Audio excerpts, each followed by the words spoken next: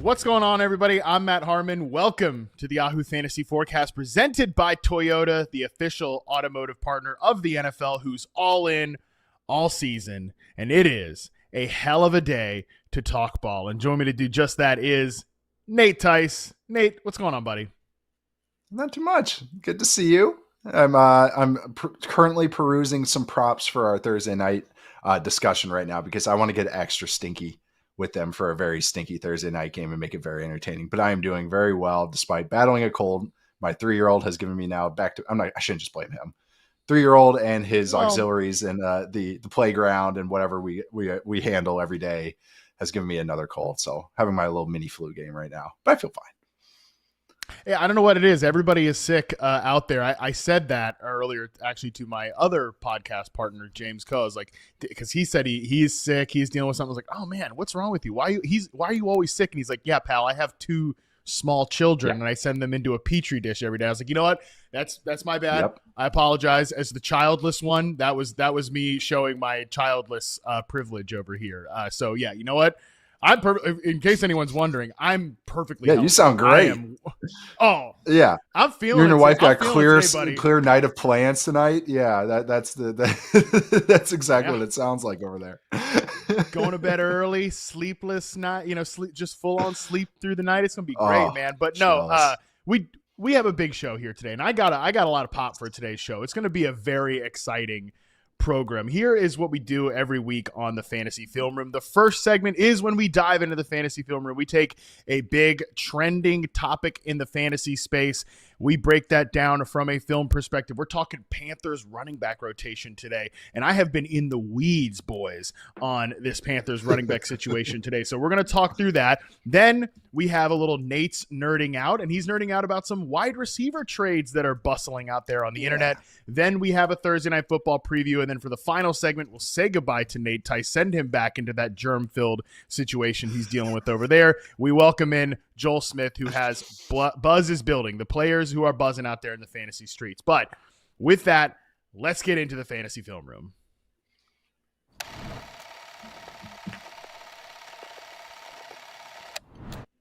All right, welcome to the Fantasy Film Room presented by Toyota, the official automotive partner of the NFL, who's all in all season with another year of Toyota game day giveaways, from NFL shop gear to even Brock Purdy's favorite Sequoia.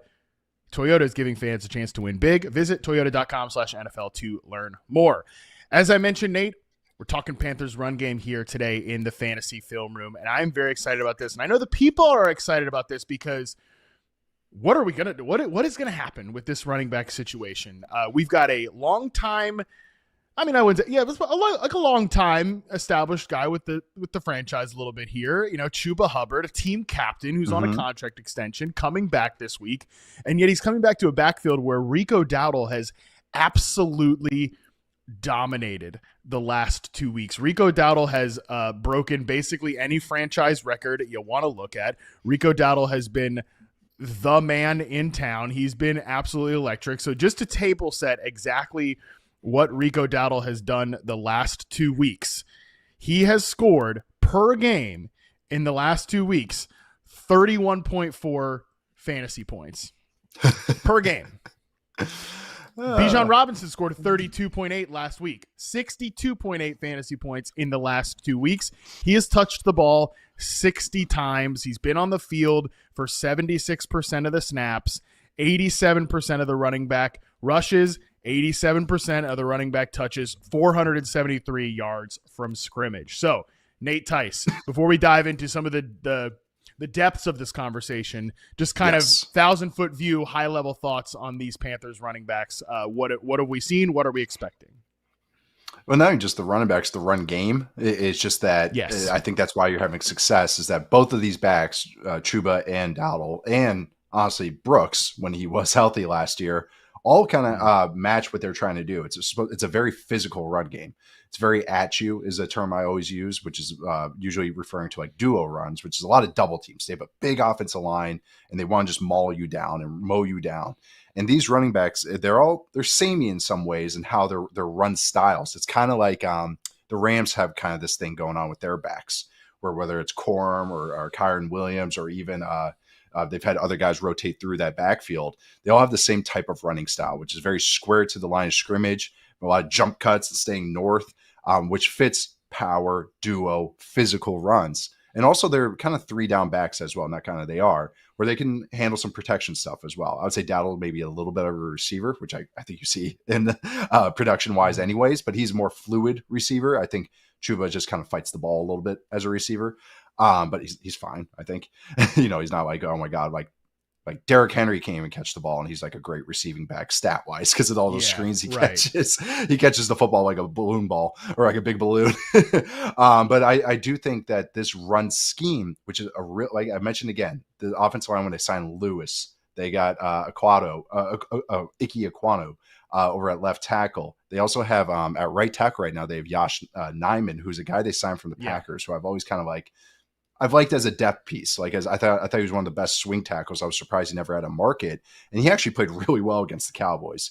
So this is what they're going to do. And I see that you have some stuff on their tight ends as well. So I don't want to like get into that, but the tight ends are a part of this too. They have several physical blockers, and it's not even the guy they drafted the highest, Sanders. It's these other guys that they've had, Tommy Tremble and Mitchell Evans, who I'm particularly fond of, who I think is if he's available in Dynasty, please try and get him.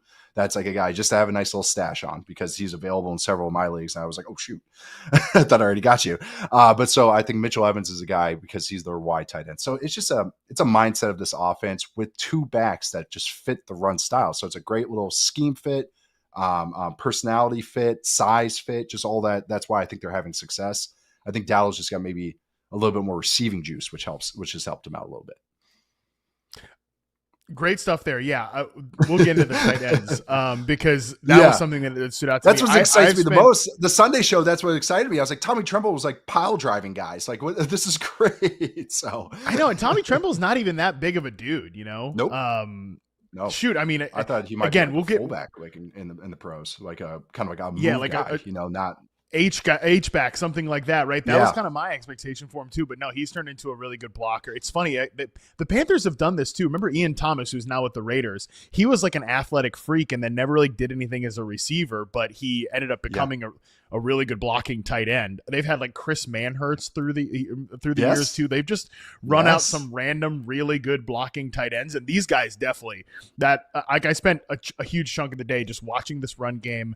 I spent another huge chunk of this day watching Dave Canales press conferences, trying to get any clues I could about this run game for this episode. And also because, again, this is one of the biggest topics in fantasy right now. Rico Dowdle, he looks like the guy you needed. He looks like the guy you needed to draft after these last 2 weeks. But what's the split going to look like? That's what we're trying to figure out here today. But, yeah, my one big takeaway, and it's off the rip here, we'll just give these guys credit. The tight ends absolutely blocking their asses off. And I also thought the wide receivers, too. Really getting into some of the guys, not everybody, but like Bryson Tremaine, who, I mean, let me tell you what, don't have a reception perception graph ready to go for Bryson Tremaine, but he's doing some of the like Ben Skoranek insert plays up the line of scrimmage, blasting open holes. I was like, what is going on here? But I always come back to you. This is one of your things that you've drilled into my head, Nate. It's like when you see these wide receivers and these but wide receivers especially, but tight ends as well, like really blocking like this, there's a lot of buy-in in what's going on here in this offensive ecosystem. And I will tell you, like, I really like Dave Canales as a coach. My faith was a little shaken at the beginning of this year just because they seem so unprepared. Like they're like 10 points down in a hurry always. I'm like, what is up with that? But listening to him talk a lot today, I'm also like bought in on this ecosystem as well. So that is just generally a good sign of a team here that's got buy-in. These wide receivers and tight ends really letting it rip in the run game. It really helps. They keep like getting guys that I like, so it's just like I really like, McMillan was one of them at receiver, but even Tremble, when he came out, I liked him out of Notre Dame. I like Mitchell Evans. So I like these guys that now Coker as well, whenever he comes back, hopefully soon.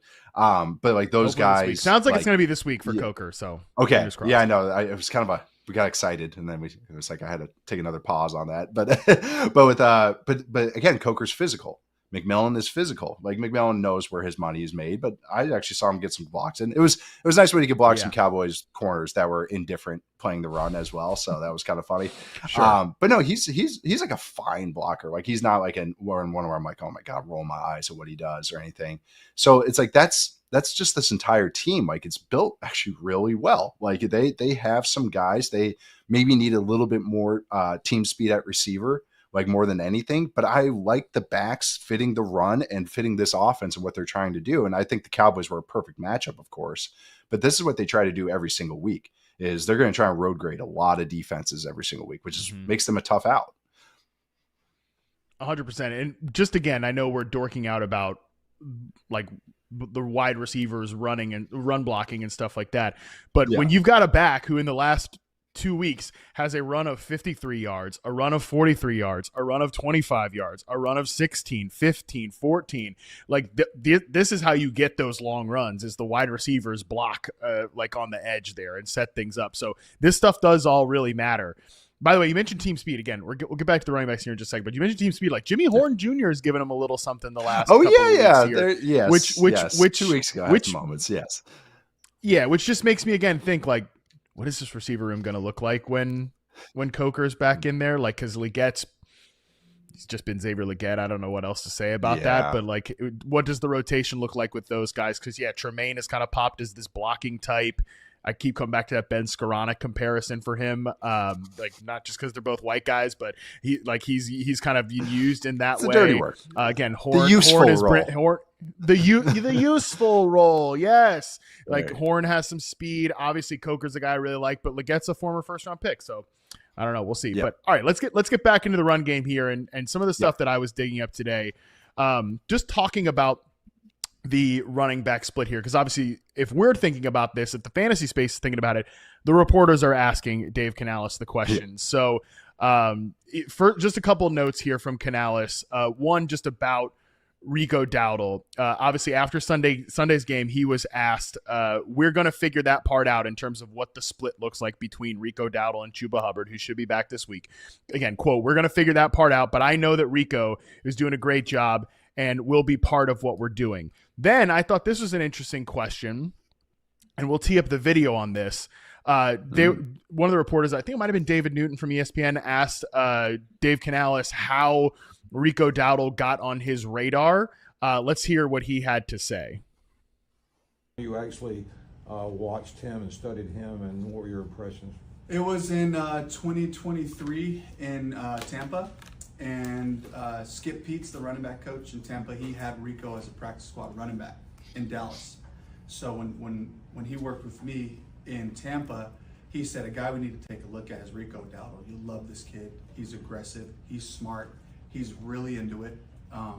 He's a little bit quiet, a little serious, but he loves the game, plays the game with passion, and just kind of knowing his history. We didn't end up acquiring him at the time. But Skip was right. He's all those things. He's an aggressive runner, and he's tough, and he cares, and he's focused, and all the things you love in a teammate and a player. And has he earned the right to be the starting running back now? We'll see. Okay, so a lot of thoughts there. Number one, it was a great detailed response, and I love some of what you said about how this is an at-you running back, like an at-you running game, and he describes a very physical, like dedicated runner. Seems like Rico Dowdle's a great fit. I also love that he's been on his radar here for a minute. Dave Canales has talked about that. And then I love that he gives this detailed response. Then he's asked the specific question that everybody wants to know is like, has he earned the right to be the starter? We'll see. And quick, like if you're watching us on YouTube, you'll see how quickly his head darted to take the next question. So Nate, I'm going to put you in Dave Canales' chair here. If you were Dave Canales, what would you do with this running back room? Like, who is the right fit here? What is the right allocation of work before we kind of talk again some of the schematics of the run game? I think it might end up looking like everybody's favorite backfield, the one in Seattle, where it is there's going to be, but I think usage wise, where I think this is going to get split because Dowdle is so good in protection, and I think that really is what helps too. And I also think who's coming off injury. Chuba Hubbard. So I think no matter what, they're not going to just go, yep, back to you're getting all the touches and everything. So I think we're about to get a nice little choppy split here, a 60-40, 50-50 type of thing going on between these two backs, because that's I think everything, I mean, that was high praise that he was saying right there, how physical he was like that. It's calf injuries linger, so they're probably just going to be monitoring his usage anyways. So I think you could still ride Dowdle early until you figure out kind of figure out what the usage actually is. But I think we're going into a 50-50, 60-40 split. Sometimes it goes like 70-30 and everyone's angry about which one got the 70-30, but it's really just game flow and what the series is. But I do think because of their play styles and what this offense is I think that, this team is asking for a lot of buy-in as players, and a lot of these guys answer. Like they're getting a lot of kind of professional players. Like the Panthers have like a lot of good, hardworking guys. So I think these backs aren't going to like have an ego about that. You know what I mean? Like where I think they're just going, yeah, we're going to help each other out. So just even personality wise. So I do think, I know I'm giving a non-answer here, but I do think it's going to turn into just like a split backfield. I think both are useful depending on the matchup, where you can have guys as technically an RB2, a flex, or both as a flex, yada, yada, something of that sort, depending on the matchup, like the Cowboys. Like if Hubbard was healthy and this was actually a split where they're both eating, how that Falcons backfield can be sometimes. Where Bijan's going to, of course, get his huge numbers, but sometimes it ends up where Algier is actually a viable play. Kind of like that's where I think this is. It's a good run game. It's a good run ecosystem that whoever is getting the touches is going to get fruitful touches. But I'm going to guess Dowdle you can ride for another week. Because like I said, calf injury is one that just can pop right back. Yeah. So I'd rather have the non-injured one. Yeah, well, I mean that's totally fair for sure. It's right? better to be not right. hurt That's than I to be mean, hurt. I'm just saying betting wise, just these are the boxes you check. I'll take the one that doesn't have the little plus sign next to his name. Yeah, it's a good like tiebreaker this week. I think the interesting question is just like over the course of another month, 2 months, the rest of the season. Earn the right to help the team. I love that. Yeah, what a terrific I love that. But I think that one of the things you said there, like the Seattle backfield, when that can I don't know if you saw the quote today. I think it was in a Jeremy Fowler article that the Seahawks basically weren't worried about the success of the ground game, which is why they were okay playing Zach Charbonnet more on Sunday, which I know I'm sure fantasy Twitter had a field day with that quote. But I think the bigger problem is in Seattle. The bigger problem in Seattle is not that Zach Charbonnet and Kenneth Walker are splitting carries. It's that the run game has been like 21st in success rate. Oh yeah, that the problem is the ecosystem like overall. Like exactly. And Canales had a good quote in one of his bajillion press conferences that I watched today, where he was talking about how they looked in the offseason, and then especially now that they have two backs, they're looking at like different run games to sort of like different running back splits to see. Okay, which teams are doing this right in terms of what are the roles and how do we allocate touches and stuff like that. And I do think that the way Seattle allocates their running back usage is fine. It's just that the efficiency of it is not great. This situation in Carolina, I think actually could be one of those where, from a fantasy standpoint, obviously you're probably not going to get two running back ones. I don't know that this is going to turn into like the Detroit Lions necessarily, but you might get two playable running backs, because I really love how this run game has evolved this year, Nate. And you can tell me if you've seen some of the same things. And again, this is something that Canales talked about in his Monday press conference. He was asked about Harold Goodwin, whose longtime run game coordinator was with him in Tampa Bay, came with him to Carolina, and sort of talked about how those guys were building the system from year one to year two. And I think this is a great reminder that when coaches get to teams, they don't just microwave like their offense. It can sometimes take years and years to get this, which is, by the way, good reason why we don't need to just pull the ripcord on these guys that are not complete disasters. Some guys, I get it, you pull the ripcord, but let's give it time to develop.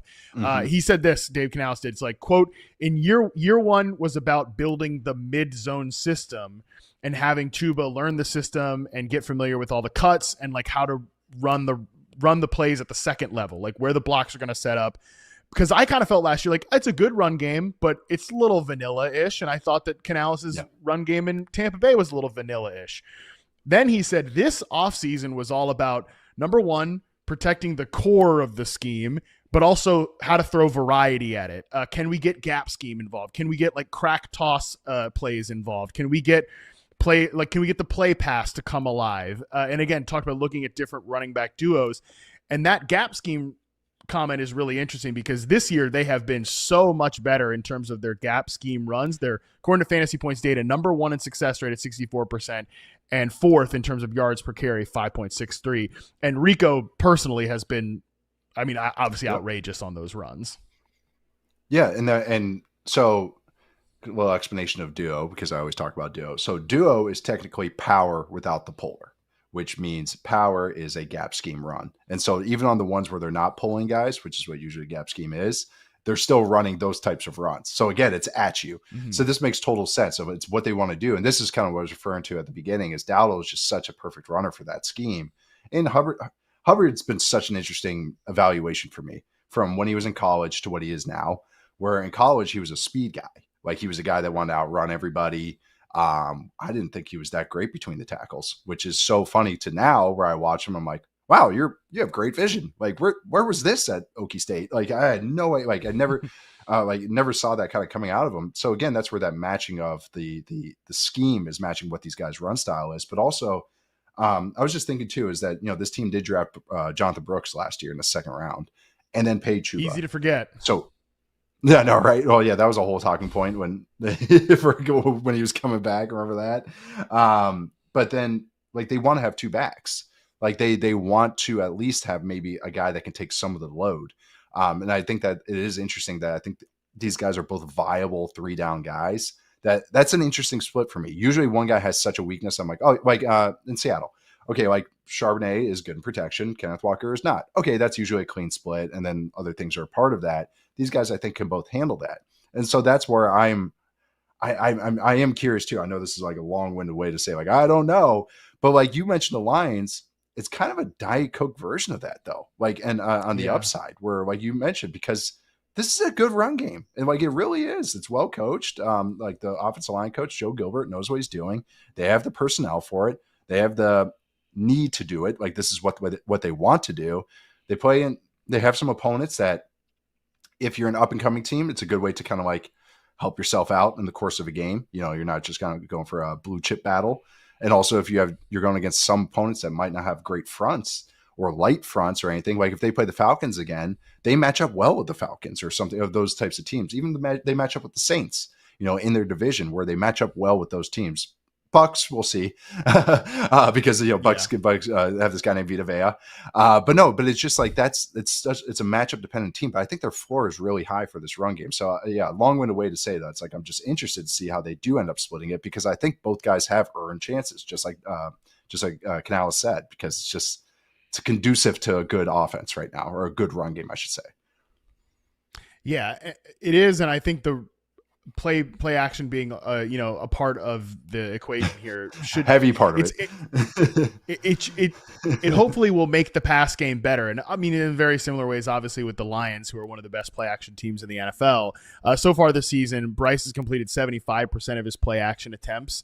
Now the efficiency numbers are whatever, because it's a lot of bootlegs. Efficiency numbers are whatever because he's thrown 2 picks. He's lost a fumble on those. So the efficiency numbers aren't great necessarily, but 75% completion, 7.6 yards per attempt. I think they're looking to get more explosives off those. The problem is just, again, they only really have one downfield target right now, which is McMillan. And McMillan is awesome on those deep in breakers on play action. As we talked about with him as a prospect, those deep in breakers for him are pretty awesome. So again, I think that he can be a big beneficiary here. But yeah, I like your point about sort of a Bud Light Lions is what we're kind of looking for here. That's kind of how I view it. Well, because I think people still, and I know personally that David Montgomery hates this, because I always like to ask these guys when I do interviews with them, what's the thing you hate? But what's the question you hate answering? And he's like, any sort of comparison between me and Jameer, because they did that, like, remember that bounty wingman thing at the Super Bowl? Yeah. He's like, so they were both on the set. Turned out to be a great conversation, but I was surprised by how just aggressive he was with this. And it's like, we're interchangeable guys. Like, one of us is not this, that, and the other. We're not a monolith. Exactly. And I think that people still view it as like, Jameer's this like space speed back, but then Dave Montgomery's the power back. And he was on, I think, the St. Browns Boys podcast being like, I'm not a power back. I hate when people call me power back. Look at my explosive runs or whatever. And I think that So they're a little bit more, the lines are blurred between what type of back is what. And I think that it's not easy to look at Dowdle and Chuba and see like a huge, like this guy's the pass down, the receiver, the speed guy, because they're both a little similar, but just different sort of twinges in the flavor, which is why I think that could be one of those. They're interchangeable. They're both. It's hard to pick game script, all that stuff, which again makes the Panthers' run game better. Just from a fantasy standpoint, it's a little like more of a tricky puzzle to solve. Do you see on True Media what their rushing success rate is? Both of them. So there's 37 backs right now that have 50 or more carries in the NFL. Rico Dowdle's 5th in success rate, rushing success rate, 49.4. Chuba Hubbard is 6th, 49.1. So it's just like one of those things, excuse me. But Dowdle, of course, has a lot more explosive runs. But then last year, Hubbard's explosive run rate was 9.6%. This year, Dowdle's is 9.9%. So it's like Chuba's gotten to that point as well. So it's just kind of one of these, like, we're saying in 5 different ways of saying it. It's like they're very samey. They're very samey. And I mean that in a good way. In a real football sense, it's great. In a fantasy football sense, like, oh God, have fun trying to parse it. It's better if you have like a deep bunch of flex spots or something of that sort, as opposed to maybe a more traditional redraft league. But I do think they're both viable. I do. Like, again, but if you have a good matchup, and there's a lot of bad run defenses right now, that you can really like utilize this in a pinch, because I think they're both just viable, even though you can't really get either of them right now because of what just happened. Like the Jets, Bills they play the Bills in 2 weeks. Oh my God, they could run all over the Bills. Like those are those are some they got the Falcons coming up, like 49ers, Fred Warner's out, so you got some really nice matchups coming up in the next month, especially some of those. Ryan Flournoy do anything for you? I meant to ask you before the segment ends. Ryan Flournoy, have you watched him from the Cowboys yet? Oh, jeez, God almighty. Colin is all over me about watching Ryan Flournoy, and I have not watched him yet. Okay, he's got a little something to him. A little bit more than maybe I expected. God. Yeah, I know. Kind of a height, weight, speed guy, but actually he had a couple nice moments against zone that I was like, oh, okay.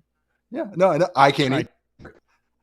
I already swoop him up before I mentioned him, because that has bit me in the ass before when I've touted some guys on this show. So I had to make sure I got him on my teams. No, he's got a little something to him.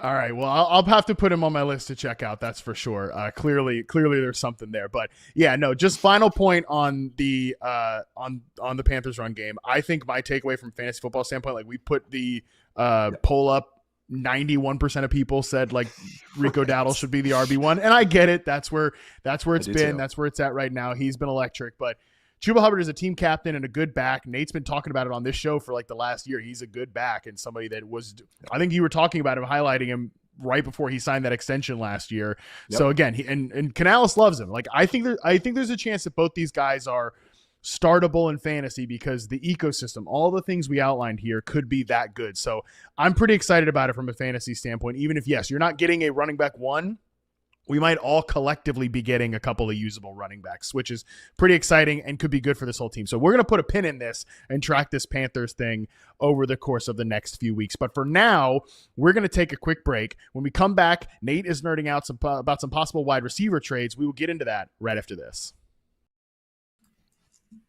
All right, we're back. Let's get into Nate's nerding out. And Nate, we're talking about some possible wide receiver trades here. Very exciting stuff. The internet is abuzz, especially today with Jacoby Myers rumors. They're swirling out there. A lot of potential trade candidates out there. There's Calvin Ridley, maybe the Saints, Chris Olave, or Rashid Shaheed. The Dolphins with Jalen Waddle. That one seems kind of crazy to me, but we'll get to that. Let's start with Jacoby Myers. I know you and I both have some separate sicko thoughts about these Raiders wide receivers. So I think Nate, you can heat check me on this. I think of all these dudes here, Juwan Jennings I also want to throw out there, and DJ Moore are a couple like maybe deeper names that are just on my radar.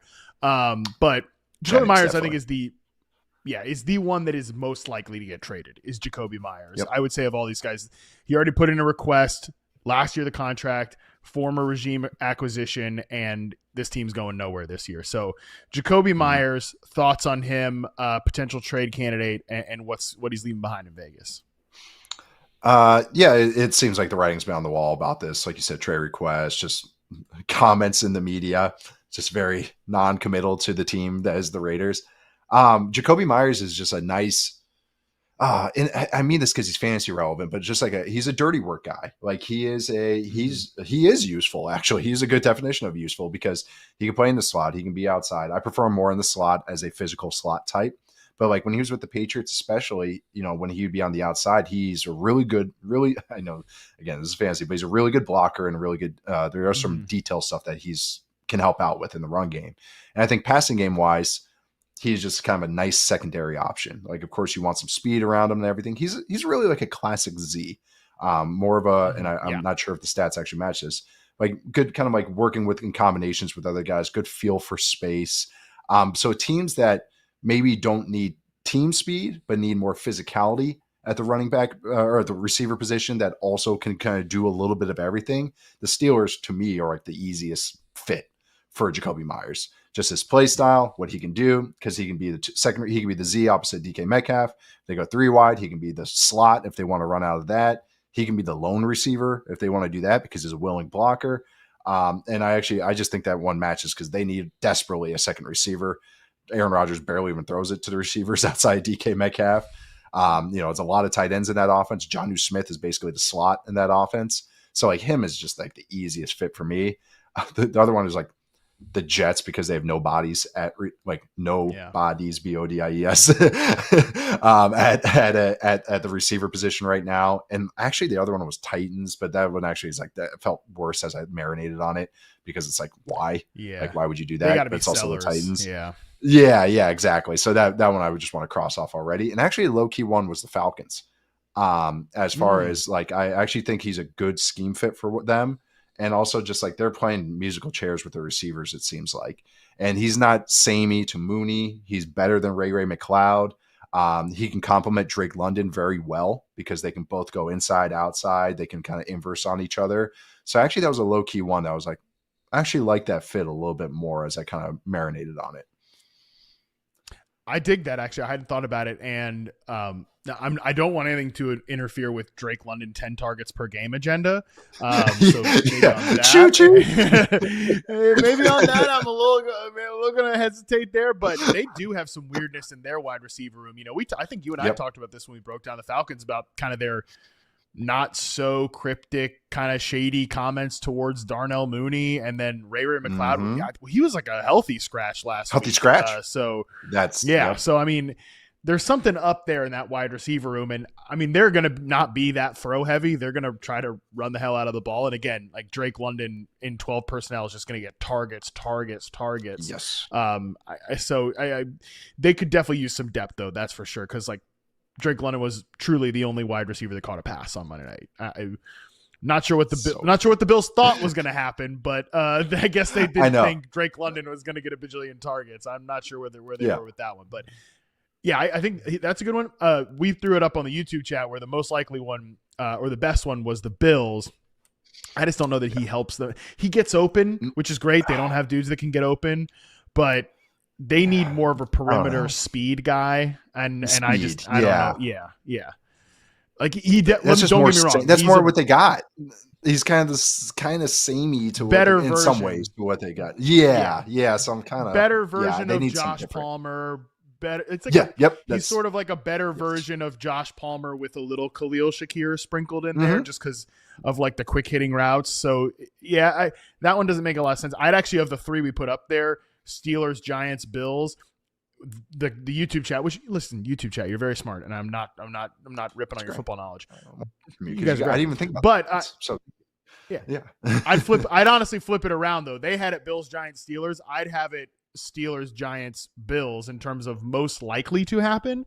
Now, obviously, best fantasy spot. He's playing with Josh Allen. That would be awesome. But I like your Steelers analysis there. I definitely think that makes sense. I would also say Giants-wise, to me, Jacoby Myers' two best routes are just like the in-breakers. Quick slants, digs, some crossers, stuff like that.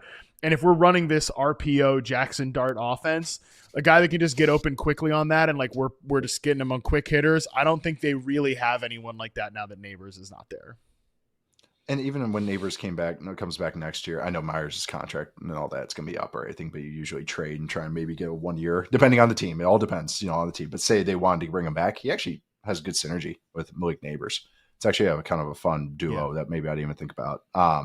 No, I honestly, the Bills one, I kind of rolled my eyes at, but it's like now I'm like, actually, it would be pretty sweet in that offense because it's not what I want for them. There's other guys we're going to talk about that I'd prefer for the Bills, but that's the one where I'm actually like, no, it is what they like. I mean, but it's just more what they have. It's a hat on a hat. Even if I do like Myers would do great in that offense, I guess. Yeah, for me, though, I think the Bills are clearly in their own head and like overcorrecting for the Stephon Diggs era. And I also think they're going to overcorrect for the Amari Cooper flame out last year. It's like, well, we couldn't have we got to do everyone eats. We can't do number one receiver. We got to do everyone eats. It's like, well, we traded for a receiver midseason last year. We can't do that. It didn't work out for us. We're pot committed. I think, we're pot committed. So I think they might. I don't know. I could see them passing. They've overrated their room to this point. I could see them overrating their room again this year. So we'll see if they end up making a move. Hopefully I'm wrong about that. But I think Myers is, again, the most likely guy to get moved. So if this does happen, let's try to get ahead of it from a fantasy perspective and just general perspective here, Nate. What does this offense look like if there's no Jakobi Meyers, who, by the way, I mentioned this with Ray yesterday, did like a wide receiver over and underperformers article. Excuse me, I did underperformers earlier in the week. I'm writing overperformers later this week. Just looked at like combination of targets, air yards, red zone targets. Jakobi Meyers, in all those volume metrics, looks really good. He should be much better than he is so far. He's like 23rd in the combination of all those metrics, but he's the wide receiver 39 in fantasy. And I think a lot of that has just been the Geno Smith stuff, but still, he's gotten a lot of usage in this offense. So if we remove him, what does it look like in Las Vegas? Well, I don't know. Anyone could be really consistently good right now how Geno's playing. And this is someone that's always been kind of like, I don't know.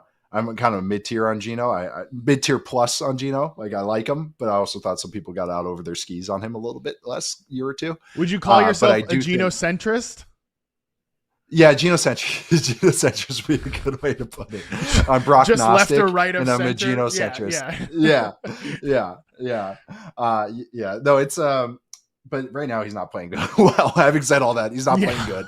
It's not some unluckiness. It's not some anything. He's pressing. He's not reading the game well. I don't think he's turtling when he shouldn't turtle, which is so weird for him because he's a guy that will stand there or rip it. Just seems really uncomfortable right now. And I actually, when I watched that, I know the Titans aren't good, but the Titans D-line can get after you. They still have Jeffrey Simmons, who is a freak.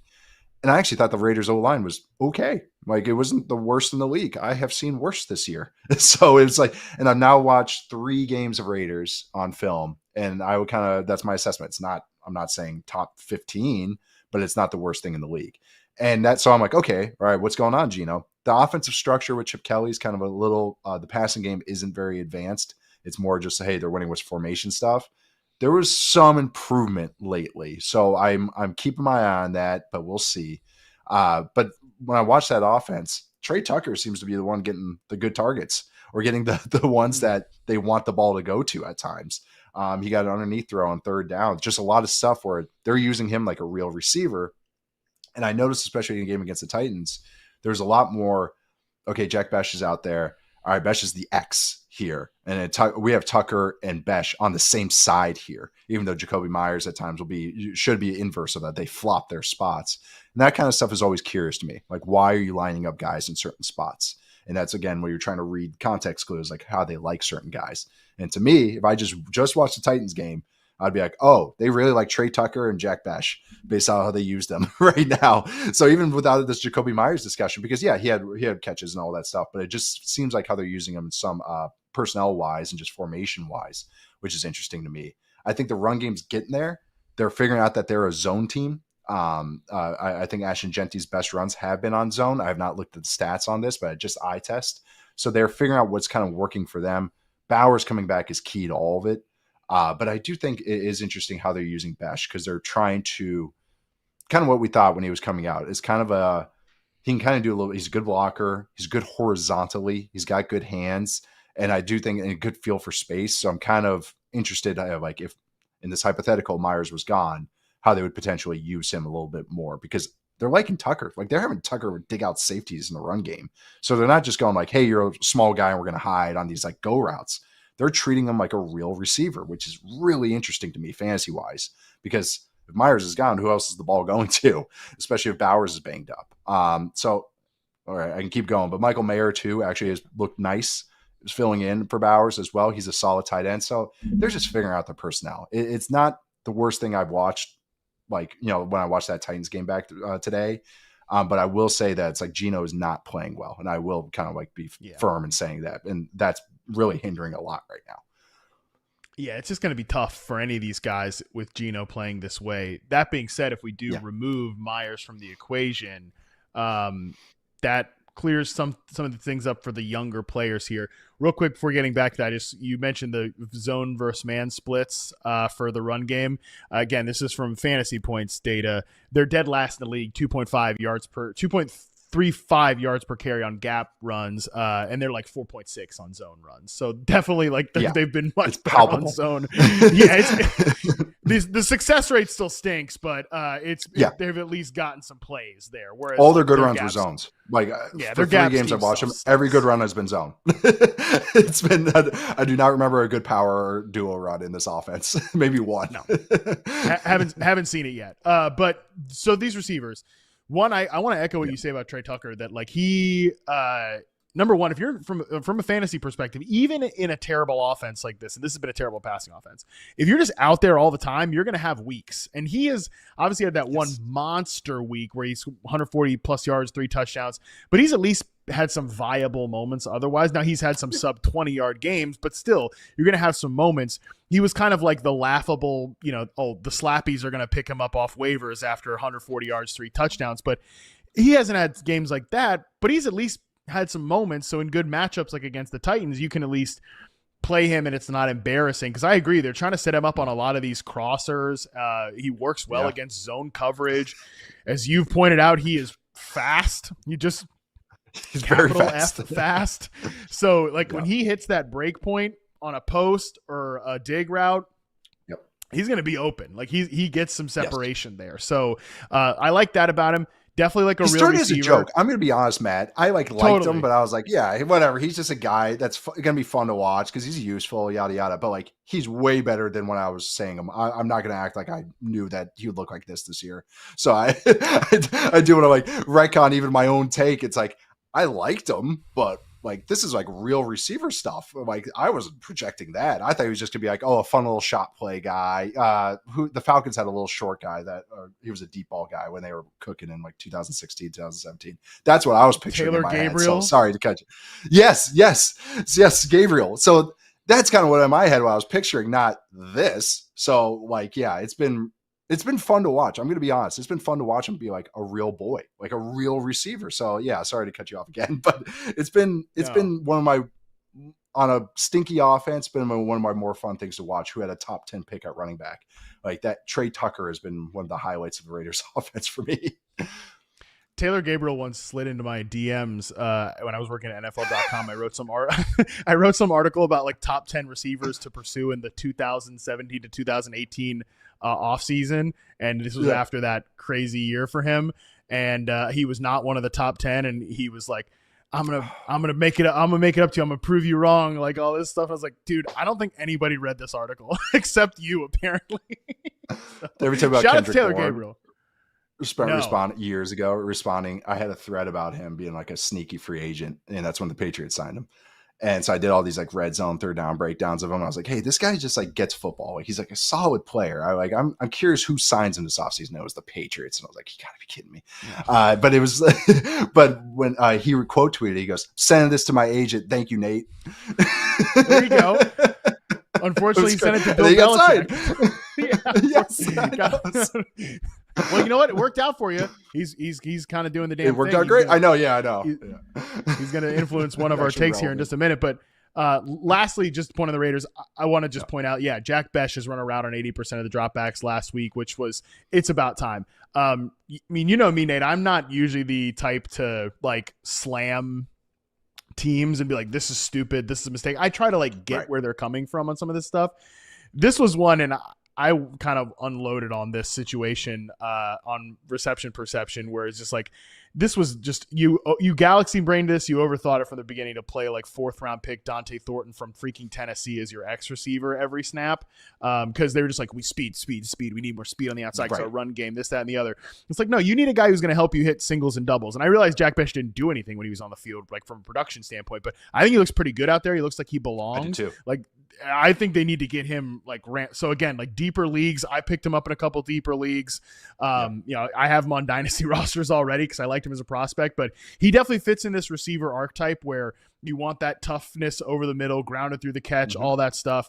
And then you have another guy in Trey Tucker who can stretch the field out. So I'm open to, again, it's the Geno Smith offense. We'll see.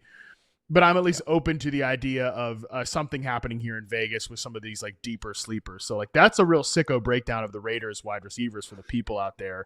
Real quick before we go to break, Nate, these other sort of just trade candidates, Olave Shaheed, Jalen Waddle, Juwan Jennings, DJ Moore, any sort of fanfic for you with one of these guys that you want to throw out there?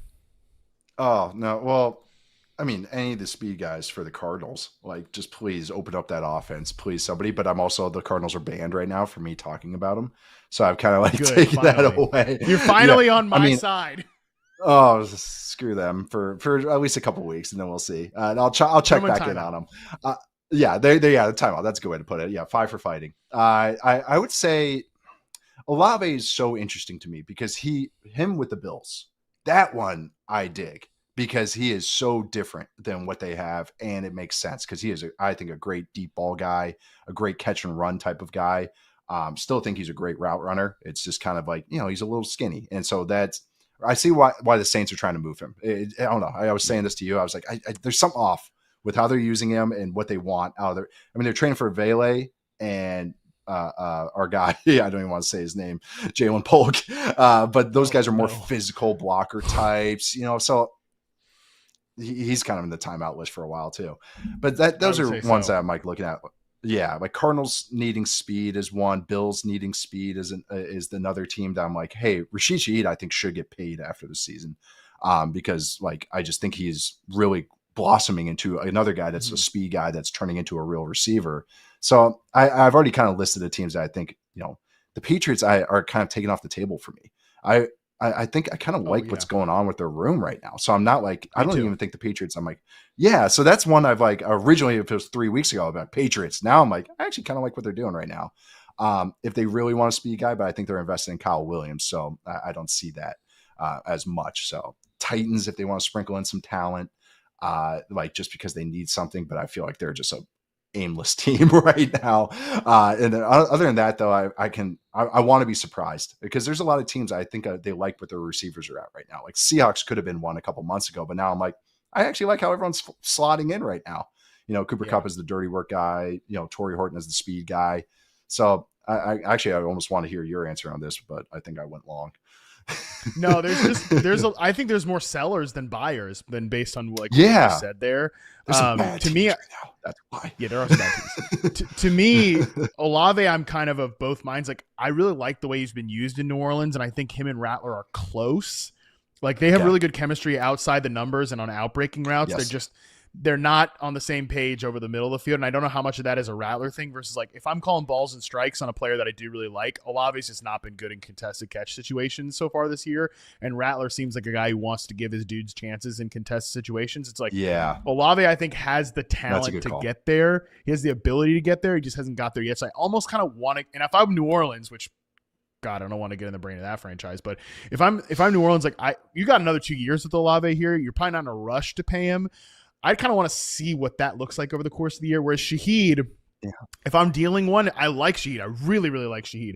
But he's a guy that is on an expiring contract that you're probably not paying this offseason, and I think you could get a decent bid for him. So, he's a. I mean, they would never deal in the division with Atlanta, but he's like a guy for the Falcons that would open up some of their stuff there, but they're not going to do that deal. So even the Panthers too. The two teams I actually like, because I mean, even I know as much as we love Jimmy Horn Jr. on this show, you know, they're like, but either of those guys would kind of open up. They have so much invested in receiver, though. I don't think they could justify trading for another guy. Just throw first rounders and more draft picks at it. That'll help it out, right? Yep, and yet your best guy is the undrafted free agent. No, Tedero McMillan's probably better than Jalen Coker, but Coker is awesome. He's come back this week. So Coker's awesome. All right, that was an awesome conversation. We are going to take another quick break. We come back, we have to break down a Thursday night game that is a combination of a couple quarterbacks who are 81 years old. We will get into that right after this. All right, we are back. It's time for a Thursday night football preview. Nate Tice, we've got Steelers at Bengals. And as I said on the other side of the break, I was like, this got to be I said it earlier this week, this got to be like one of the oldest quarterback games in NFL history. 81 years old. Turns out, actually, I was wrong. There was a matchup between Tom Brady and Drew Brees a few years ago when Brady was with the Bucs and Brees was with the Saints. I think it was 2021, and they were 85 years old combined, or 84, 85. Yeah, now I wish 43. I remember exactly, but yeah. I didn't even think about that one. Yeah, we have some 40-year-olds pushing it now. It's 40 is the new 35, I guess. I feel like it's going to happen less and less as we go through the course. I don't know if all these guys are making. I don't know if all these guys are making it that long. That's my general thought on that. Yeah. So again, okay, it was Tom Brady versus Drew Brees, and they were 85 years old combined. So there's your stat of the day. Love it.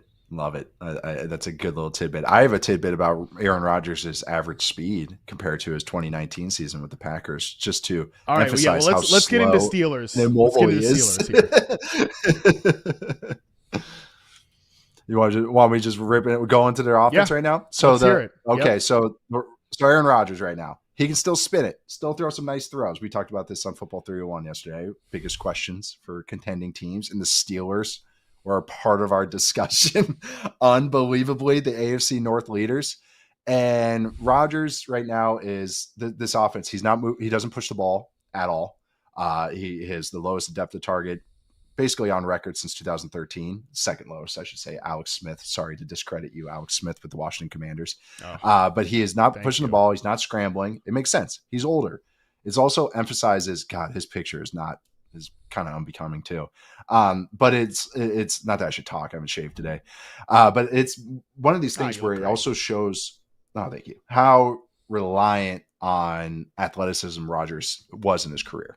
Because right now it's like he still has that accuracy. He still has a little bit of an ad lib where he can throw off platform, but him to get to those launch angles is totally gone.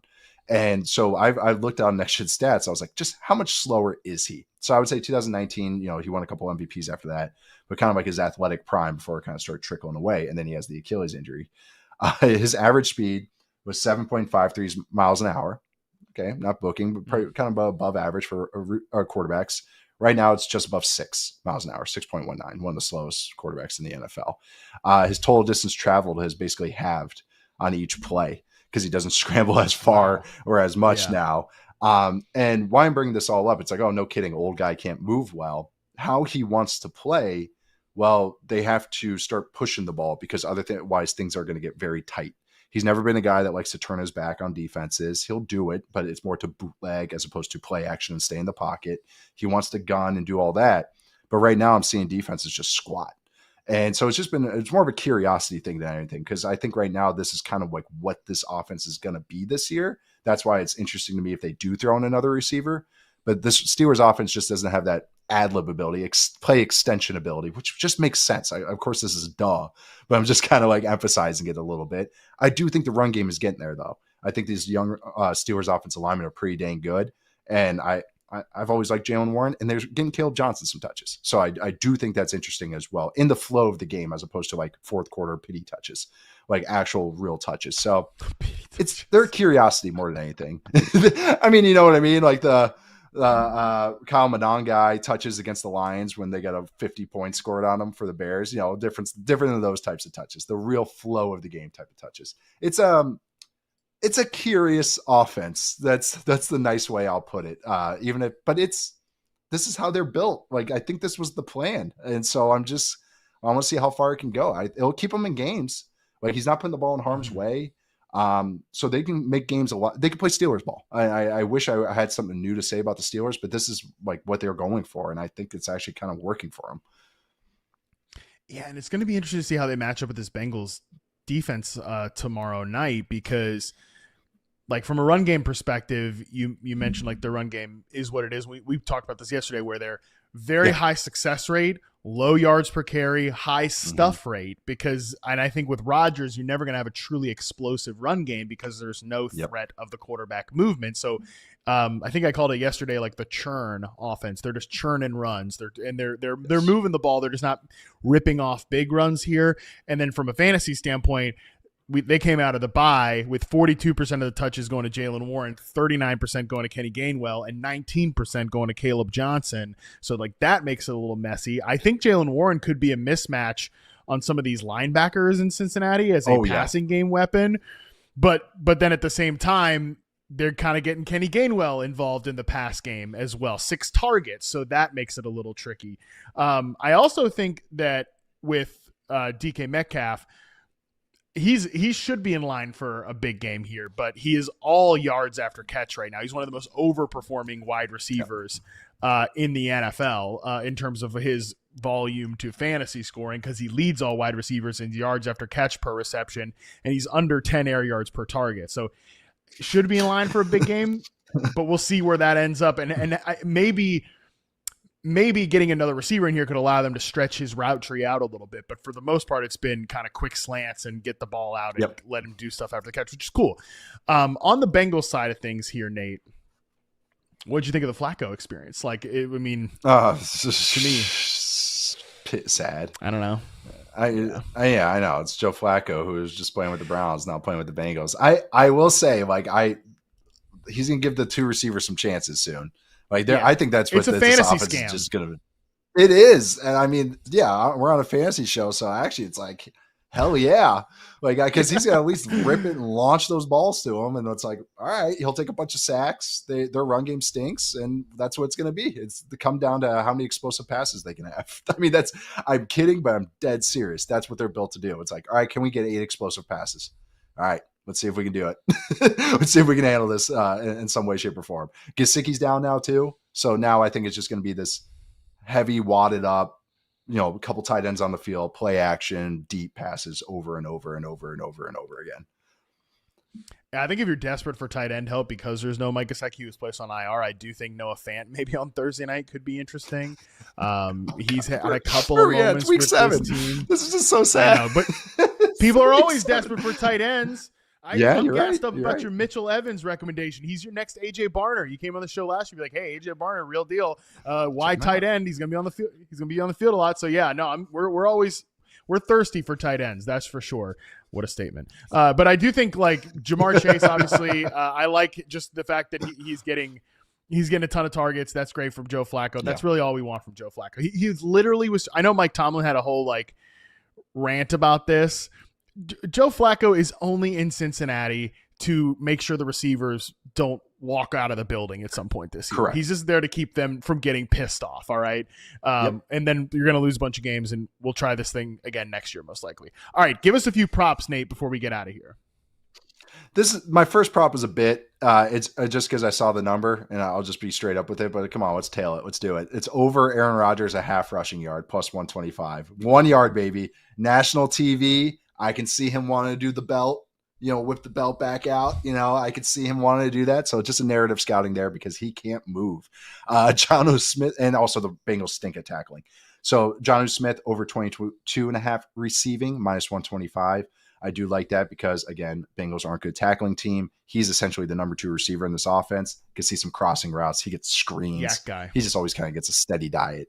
And then actually the one I just threw in here, I actually liked your idea. Same idea with this. Jaylen Warren over 20.5 receiving, screens, also just checkdowns. So maybe over receptions might be the better bet for him. But I do think Warren will get his steady action because Rodgers is living with his running backs and his tight ends underneath. He's only pushing the ball very select times. So it's like, betting on huge yardage of anything else is kind of hard to kind of go into. Yeah, longest reception wise, even DK Metcalf 25.5. I think that's a little interesting because he can get it over the top, and he could be a yards after catch just option one. In this. Again, like you said, hey, they're not a very good tackling team, the Cincinnati Bengals. That is for sure. Hey, right. All right, Nate, Appreciate you, buddy. This was a great conversation today. Run game stuff, deep cut wide receivers. Nate, this is truly our bread and butter. Oh, yeah. Fantasy booking. This was perfect. I know. We're talking about wheelhouse. We were just hitting grand slams in our wheelhouse today. Seriously.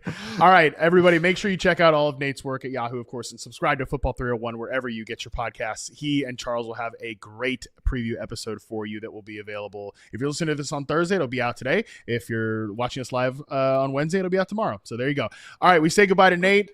We're going to take one last quick break. When we come back, Joel Smyth joins us for Buzz is Building. We'll get into that right after this.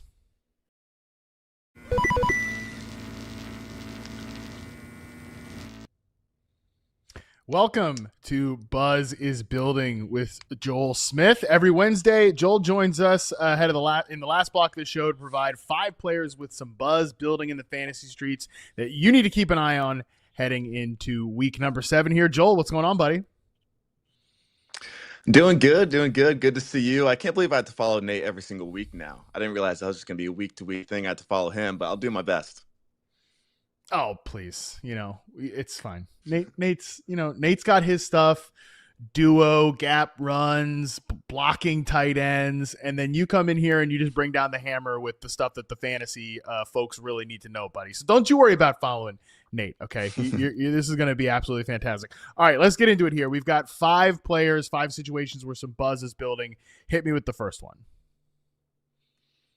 The first one is going to be CeeDee Lamb returning this week. About a 50-50 shot, but we don't want to not talk about this. And then he does return because there's going to be a lot going on. The biggest thing is with George Pickens. That's the question. We've only had 2 games with him. That first game, we saw him get shadowed by Quinyon Mitchell. So it was a low day, not the greatest matchup overall. That was Dak's worst game. And then week 2, it was still a lower target share. Great in terms of his targets. He had 9, but it was a 17% target share in that week 2 shootout. But since then, Pickens has been incredible. So that's the worry. Does that go away?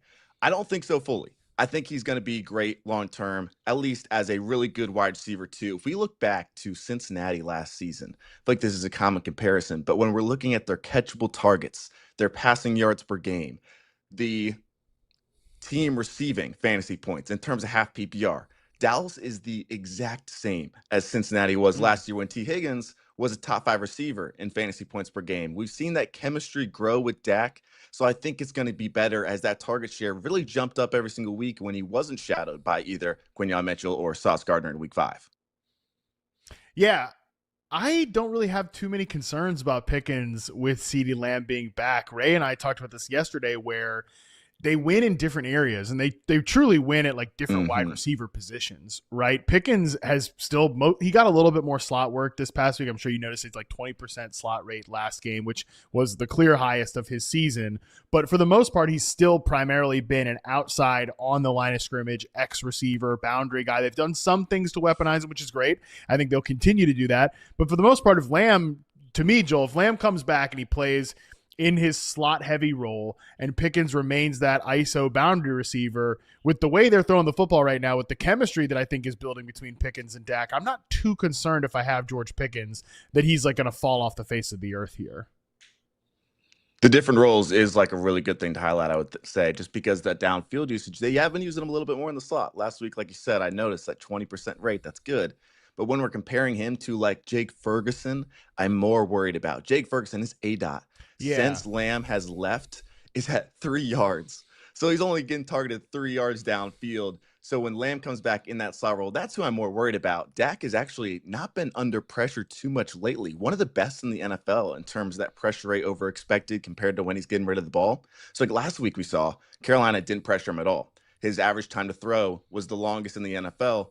And it was when George Pickens had a 32% target share, his highest. So I think it's actually going to be really good long term.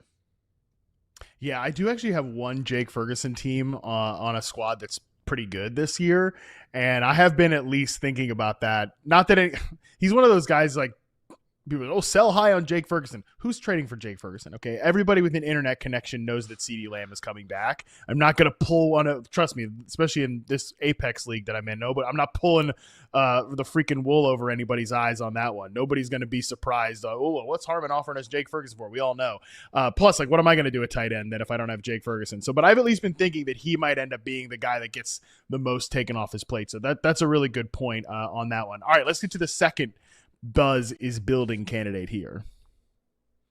Different tight end, different player returning. In general, it's George Kittle, which I think he's going into a really good spot with all these injuries outside of him. In terms of San Francisco, like Tonjes has been a tight end 1 3 straight weeks.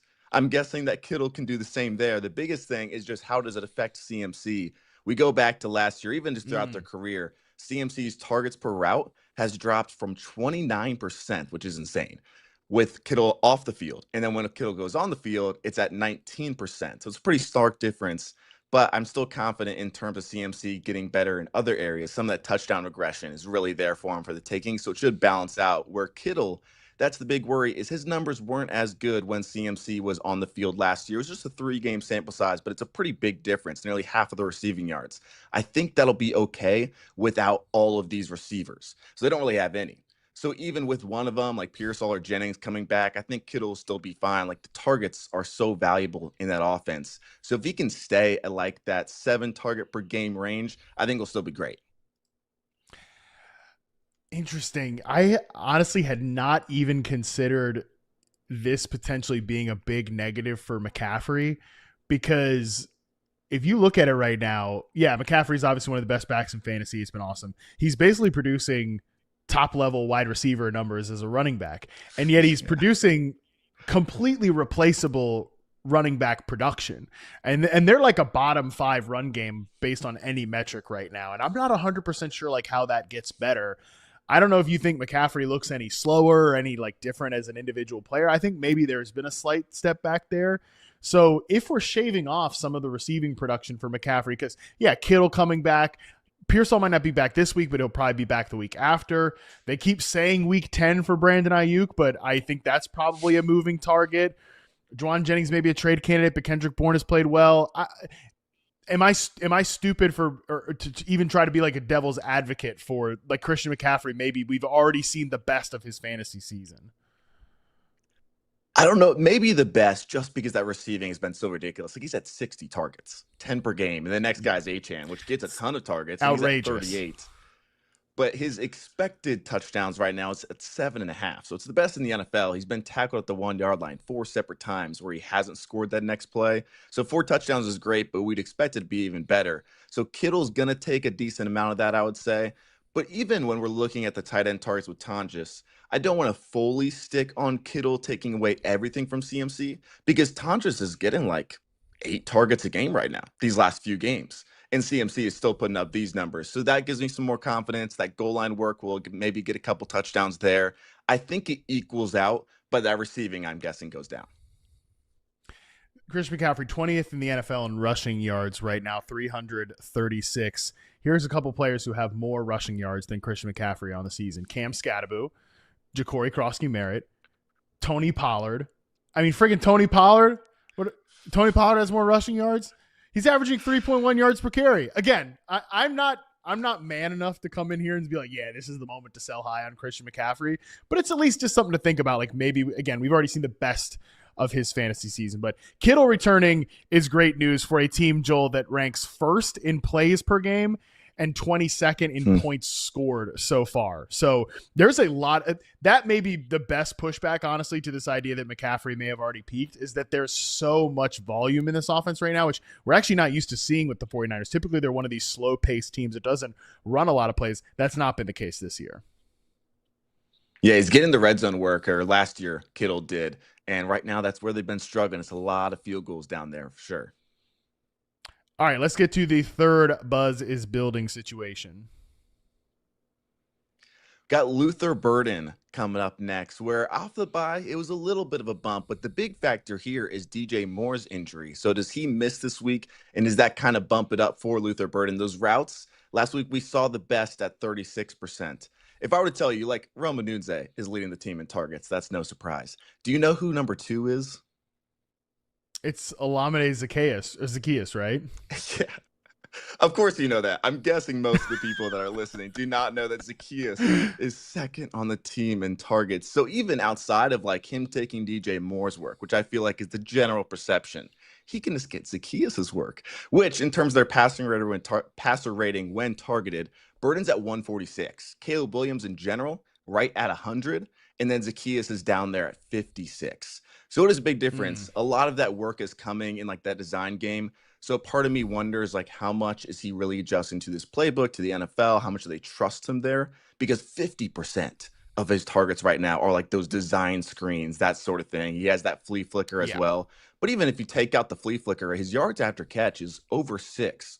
So really good there. Still getting lots of design work, which means like they're trying to get him involved. The targets per route is really good. Just can he take that next jump is the next step. Yeah, so I just charted the Luther Burden Commanders game, checked that one out there. Obviously, it's not a huge sample size. It's only like 24 routes or something like that. And like you mentioned, there's still some underneath stuff. Just on the season right now, he has 4 catches on screens, does Luther Burden. DJ Moore has 4 as well. And then Rome Odunze has 1 for -4 yards. So it's like I think the overlap in terms of role is Luther Burden and DJ Moore, which Moore is a guy who could be a trade candidate at the deadline. That might be a way for Luther Burden to get in the mix here. But if he misses this game, I think they just plop Luther Burden into this spot. And based on what I saw last week, there's the 2. He had 4 targets, 4 catches. The first one was just like a quick out route, just nothing really, just get the ball there and get out of bounds. Then there were 2 screens.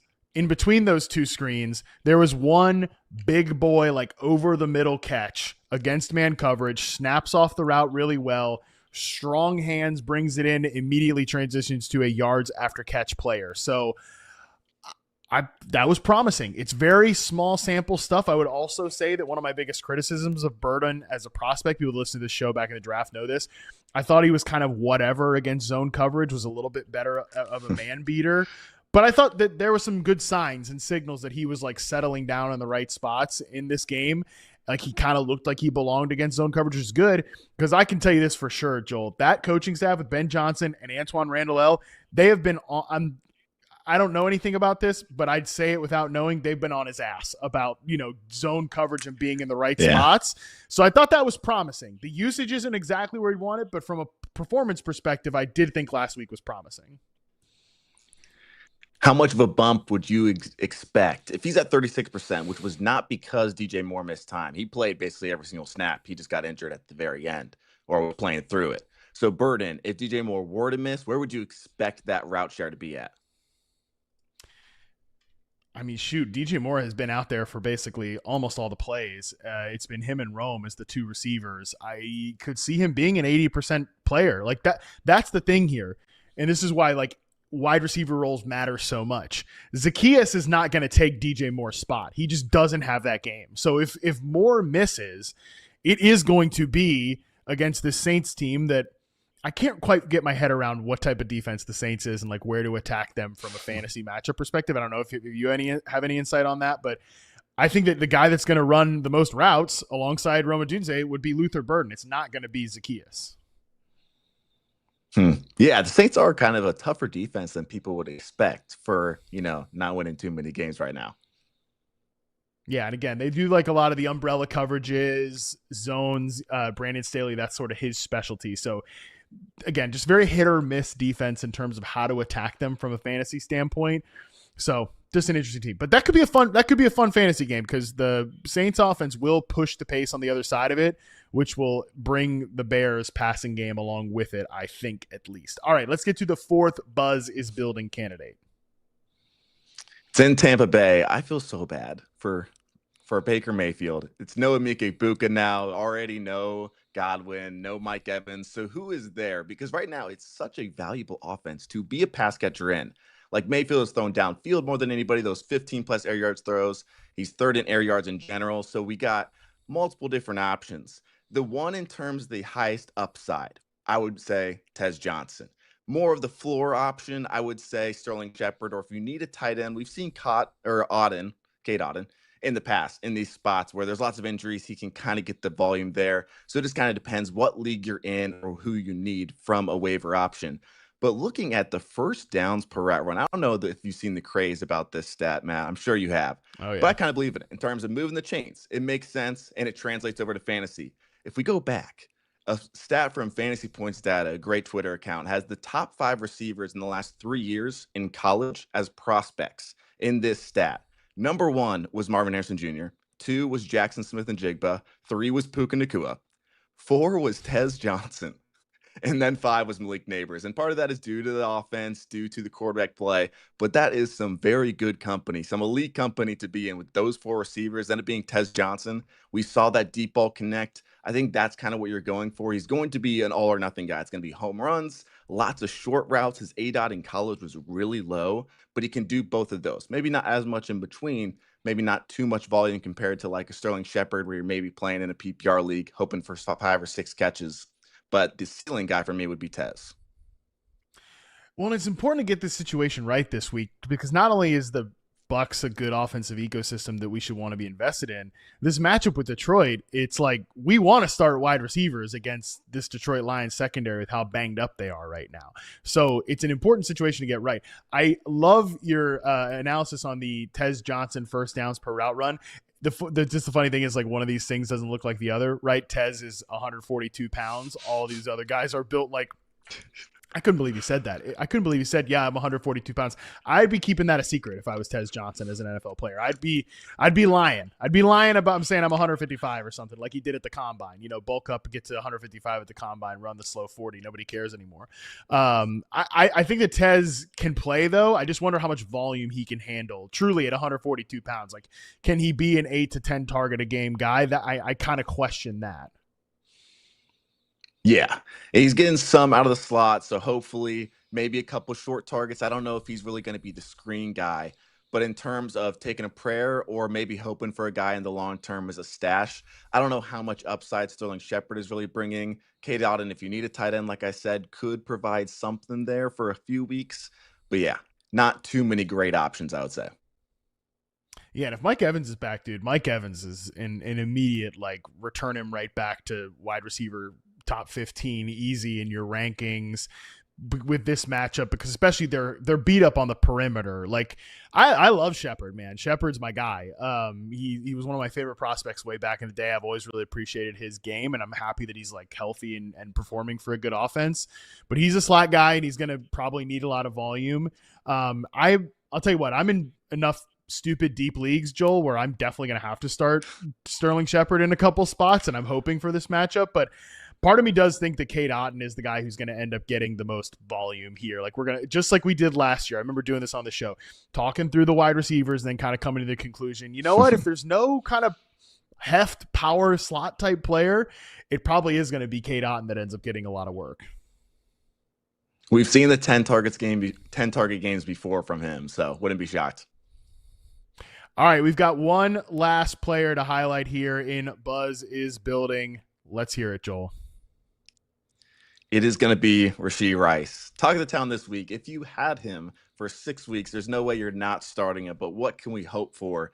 The biggest thing for me is, where do Travis Kelce and Xavier Worthy go in this offense? Right now, their pass rate over expected, how often they're passing in those neutral situations, they're number 1 in the NFL, Kansas City. Mahomes looks amazing. It looks like a different offense from last year, and I kind of expected more from Xavier Worthy without Rashee Rice, like we saw week 16 on, if you're counting the fantasy or the actual playoffs in fantasy.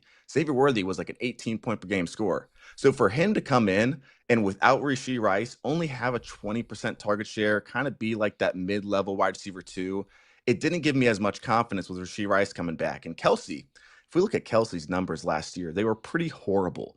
Ever since Rashee Rice came in 2023, but specifically in those last 3 weeks, he had 5 fantasy points per game and 4 targets per game to start off 2025 in those 3 games. And then without Rashee Rice, that bumped up to 9 targets and 14 fantasy points per game. So it was solid after that. But with Rashee Rice coming back, those targets, I think, are going to be his. I think he fits offense really well, what they're trying to do. The lack of ability to run the ball, I think that helps out Rashee Rice.